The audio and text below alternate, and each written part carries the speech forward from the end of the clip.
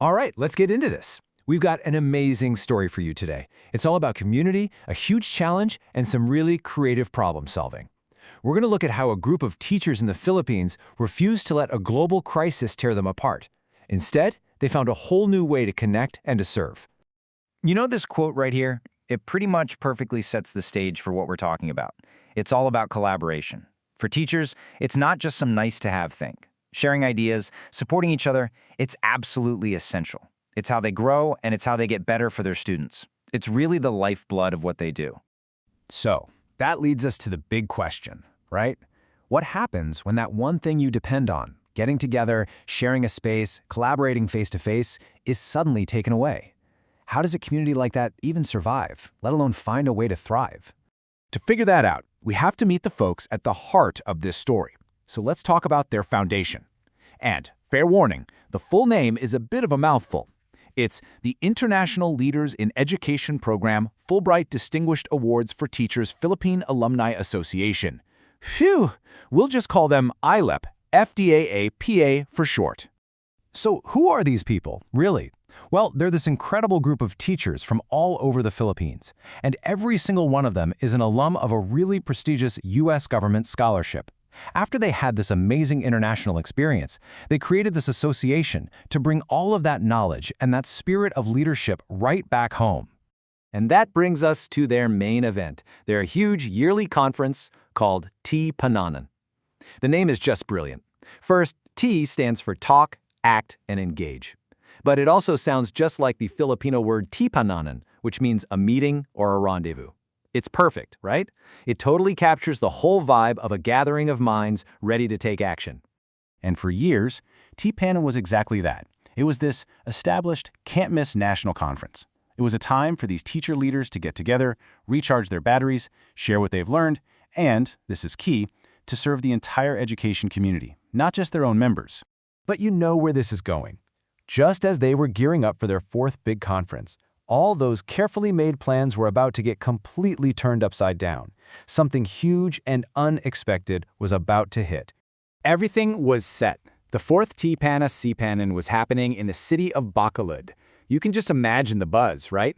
The speakers were all confirmed, teachers from across the country had their plane tickets in hand, and everyone was just so ready to connect. The momentum was definitely building. And then, this. On one side, you have the plan. A lively, in-person national conference, and on the other, the brutal reality. A global pandemic hits, and any kind of physical gathering becomes totally impossible. The conference, it had to be canceled. Just like that, the rendezvous, their TEApanan, was off. But this is where the story gets really good. This is the inspiring part, because instead of just accepting defeat, the leaders of this association saw something else. They saw a chance to pivot, to forge a completely new path forward to keep their mission alive.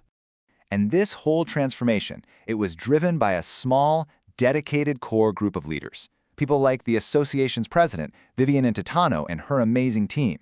These were the folks who, when faced with a canceled conference, didn't just throw their hands up, they decided to lead. And they moved fast. First, they looked the problem right in the eye and accepted the cancellation. Next, they got the whole leadership team together, virtually of course, and they started brainstorming, not just about how to save their event, but about how they could keep serving their community, especially now, in a time of crisis. And out of that, a new idea was born.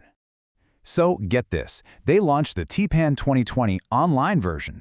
And this is so important. This wasn't just some watered-down replacement. It was a powerful statement about their purpose. The format had to change, of course, but their core mission to serve the education community, that stayed exactly the same. So what did this new online version actually look like? Well, it morphed into this really dynamic and incredibly relevant webinar series.